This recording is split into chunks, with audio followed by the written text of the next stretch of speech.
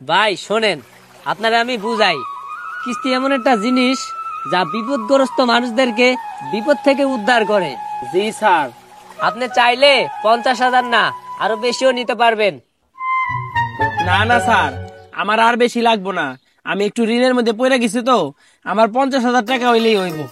আচ্ছা ভাই, এই বাড়িটা আর এই যে জায়গাগুলা এগুলা সবই কি আপনার? জি স্যার, এই বাড়িটাও আমার আর এই জায়গাও আমার। তাইলে তো আপনার কোনো সমস্যাই নাই। তাইলে আপনি 50,000 টাকা কিস্তি নিয়ে কি করবেন? আপনি 1,00,000 টাকা নেন। না না স্যার। আচ্ছা ঠিক আছে, এই নেন আপনার কিস্তির বই, আর আমি প্রতি সপ্তাহে সপ্তাহে আসবো, তখন টাকাটা দিয়ে দিন। আচ্ছা ঠিক আছে স্যার। আচ্ছা তাহলে আমি যাই। আচ্ছা।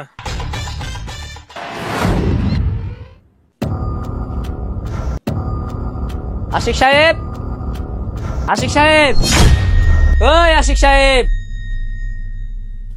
ভাই তো বাইতে নাই, বাজারে গেল। এনা কইলো হ্যাঁ বাসায় আছে। না, বাসায় তো নাই।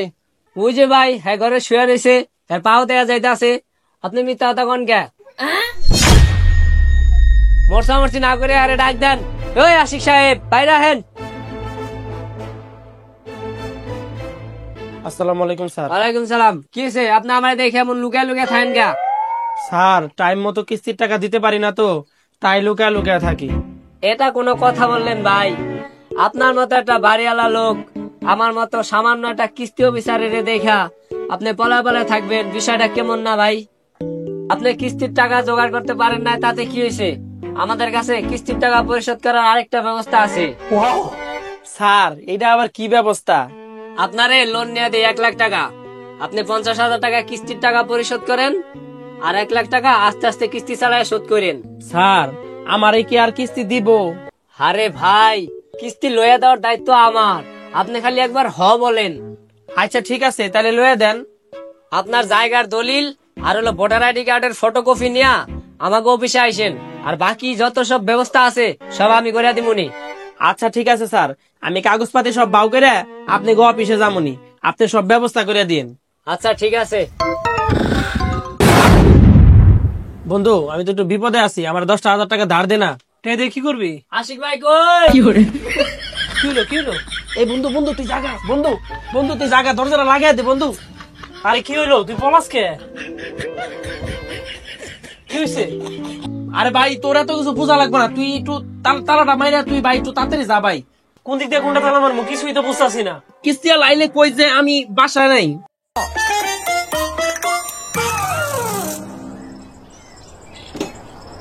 ওই ভাই, আশিক ভাই কই?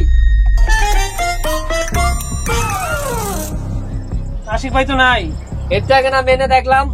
আসিল গেছে গা। ভাই উকি দিয়েন না, উকি দিয়েন না, নাই তো ভাই।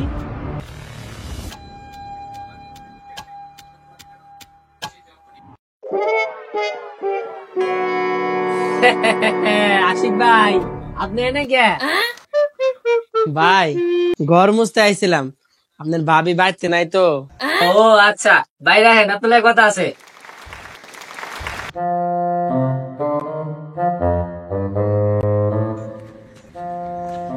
ভাই, টাকা তো দিয়া পারি না, মাফ করে দেন। আরে ভাই, আপনি এত ভয় পাইতে আছেন কা? এই জায়গায় তো ভয় পাওয়ার কিছু নাই।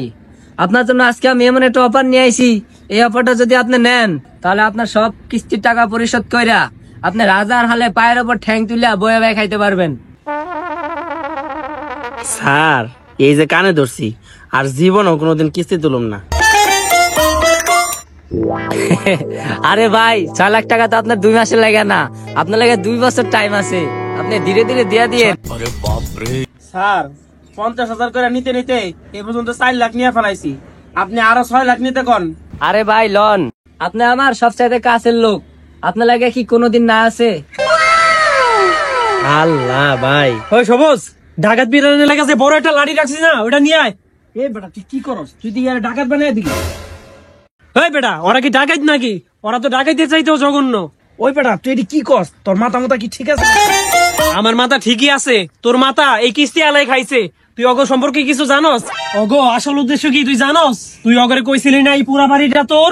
হ। তুই ওরে কইছিলি কি না ওই ডাকো? হ, কইছিলাম তো। অগ মূল উদ্দেশ্য কি তুই জানস?